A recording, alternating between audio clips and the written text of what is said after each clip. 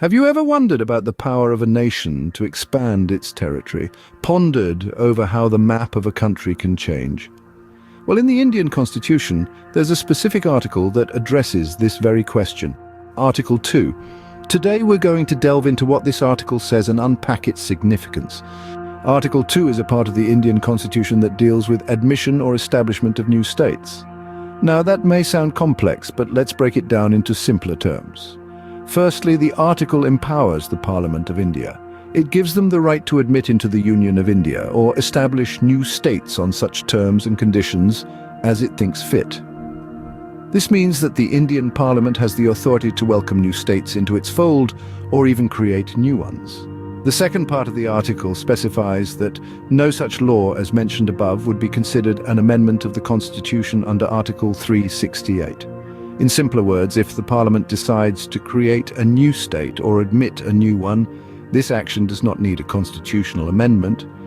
It's an inherent power that the Parliament holds without requiring any special majority or ratification by the states.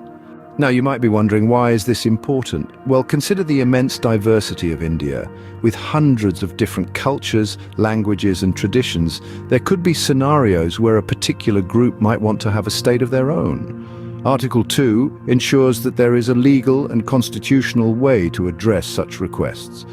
Additionally, it also allows for the peaceful alteration of India's borders, whether it's through the creation of new states within India or the integration of territories that were not previously part of the country. Article 2 provides a constitutional safeguard for these processes.